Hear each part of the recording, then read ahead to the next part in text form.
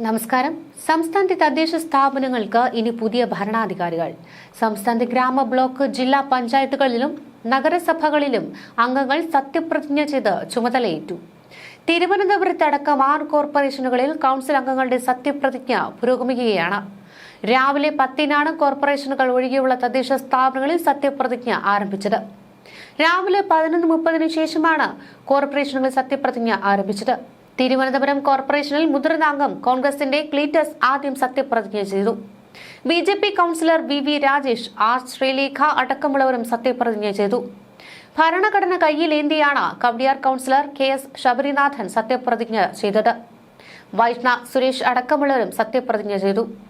ഭരണഘടന കയ്യിലേന്തിയാണ് വൈഷ്ണയും സത്യപ്രതിജ്ഞ ചെയ്തത്. മുദ്രാവാക്യം മുഴക്കിയാണ് BJP അംഗങ്ങളുടെ സത്യപ്രതിജ്ഞയെ പ്രവർത്തകർ വരവേറ്റത്.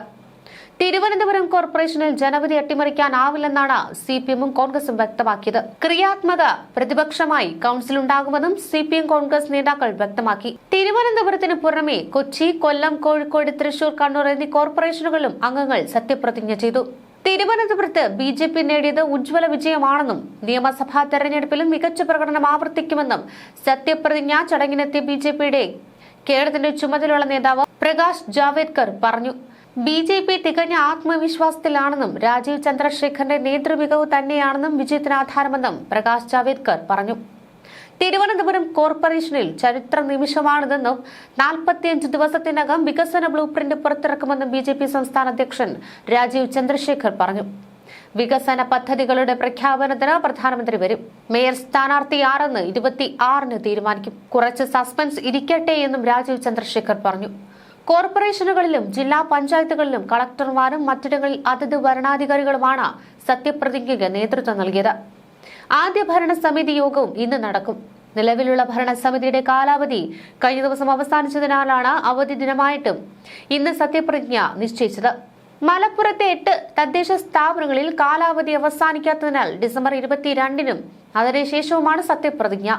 മേയർ, ചെയർപേഴ്സൺ തെരഞ്ഞെടുപ്പ് ഈ മാസം 26-നും പഞ്ചായത്ത് പ്രസിഡന്റ് തെരഞ്ഞെടുപ്പ് 27-നും നടക്കും. തിരുവനന്തപുരത്തും കൊച്ചിയിലും മേയർ ആരെന്നതിൽ തീരുമാനമായിട്ടില്ല. മുട്ടട വാർഡിൽ UDF 25 വർഷങ്ങൾക്ക് ശേഷമാണ് വിജയിച്ചത്. UDF സ്ഥാനാർത്ഥിയായ വൈഷ്ണ സുരേഷ് ആയിരുന്നു അട്ടിമറി വിജയം നേടി LDFന്റെ സിറ്റിംഗ് സീറ്റ് പിടിച്ചെടുത്തത്. അഭിമാനകരമായ വിജയമാണെന്നും സന്തോഷമുണ്ടെന്നുമാണ് വൈഷ്ണ അന്ന് പ്രതികരിച്ചത്. ഇത് ജനാധിപത്യത്തിന്റെ വിജയമാണ്, ജനങ്ങൾ നൽകിയ വിജയമാണ്. വോട്ടർ പട്ടികയിലെ പേരുമായി ബന്ധപ്പെട്ട പ്രശ്നത്തിനിടെ പറഞ്ഞതും സത്യം വിജയിക്കുമെന്നാണ്. ഇന്നും അത് തന്നെയാണ് പറയാനുള്ളത്. പ്രയത്നവും കഠിനാധ്വാനവും ജനങ്ങൾ തിരിച്ചറിഞ്ഞ് വലിയ പിന്തുണ നൽകി. വളരെയധികം സന്തോഷമുണ്ടെന്നും ജനങ്ങളോട് നന്ദിയുണ്ടെന്നും വൈഷ്ണ സുരേഷ് പ്രതികരിച്ചു. 363 വോട്ട് നേടിയായിരുന്നു വൈഷ്ണ അന്ന് ജയിച്ചത്. 231 വോട്ടാണ് ഇടത് സ്ഥാനാർത്ഥി അംശു വാമദേവൻ ലഭിച്ചത്. BJP സ്ഥാനാർത്ഥി അജിത് കുമാറിനാകട്ടെ 106 വോട്ട് മാത്രമേ നേടാനായുള്ളൂ.